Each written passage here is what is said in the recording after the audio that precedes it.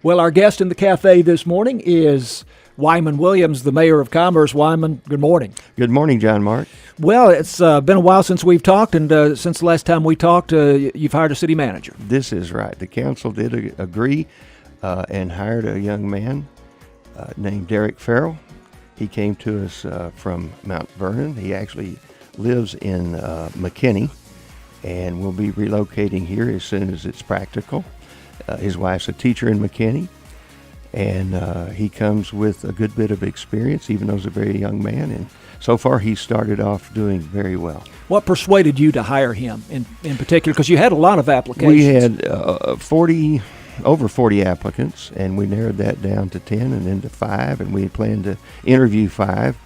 2 of those got jobs while we were waiting to interview, and we interviewed 3, and Derek was a consensus agreement that he was the one that best fit our needs. Mm-hmm. Was there any particular characteristic or quality that you liked in him? Youth and preparation. Okay, good.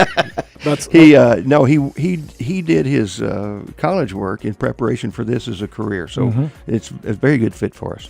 He has a lot of hires to make himself, doesn't he, within the city? Actually, the interim city manager, Ned Muse, that worked with us for about 6 months, tried to set the stage for a new city manager to be able to hire a team. And that's basically what happened. People found other opportunities, and we ended up with only 2 department heads. And now Derek has the option to build a team that will work his way.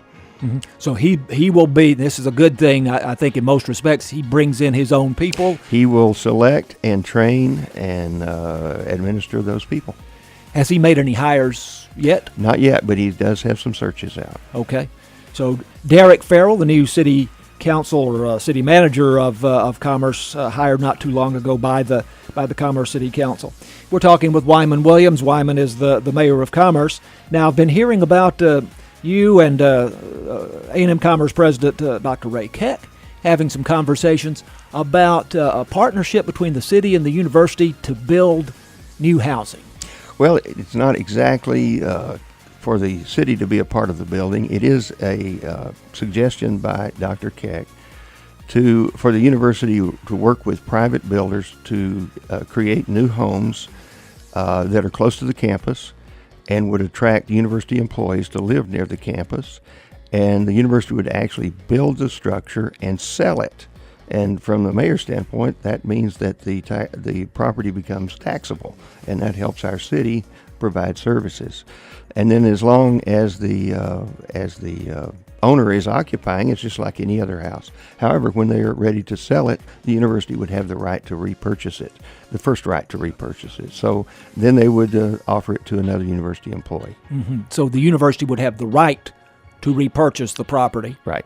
But would not necessarily... Don't have to, yeah. But they'd have the first opportunity if they wanted to retain control of that property. And what area of the city are we looking at for this? It's just south of campus from Monroe Street to West Neal down to Culver. Mm-hmm. So that area then directly... Very close to the campus, within walking distance, has beautiful trees. Right. And that's what Dr. Keck likes, is a sort of a university community. And there's a number of vacant lots in that area? Well, there are a number of lots that have substandard property on them that could be purchased. And, I see. And that's the idea, is to upgrade the property by building new structures. And the city has been about the business of taking down substandard structures for quite some time. For about a year and a half. So we're very interested in getting any of those properties we've cleared, get them with a new structure on it that adds to the tax base. Now, tell me something else, and then we just have a minute or so left. But we had a very bad pedestrian accident near campus here a week or so back on Culver Street, and the city and the university again doing something try to make those crossings safer. Right. The city, along with TxDOT, of course, that both crossings are on public highways, so TxDOT is in charge of them. But the city is concerned. The university is concerned.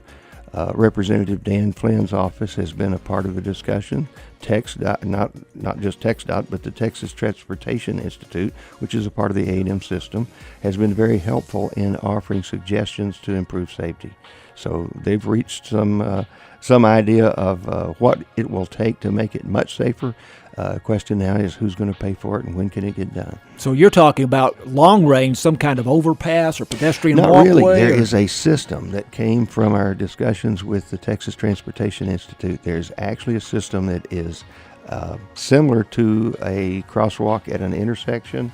However, it's initiated with the push of a button. Yeah. It has alternating yellow lights and then a red light. So it's a stoplight, but it's initiated with the push of a button by the student. And then there's a countdown on how long the student has to get across the street.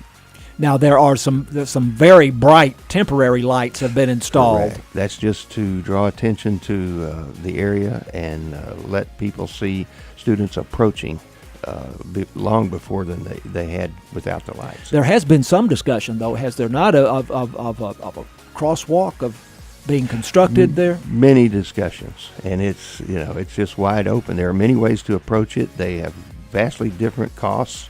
The problem with a tunnel or a crosswalk is assuring that students use it rather than walking around it.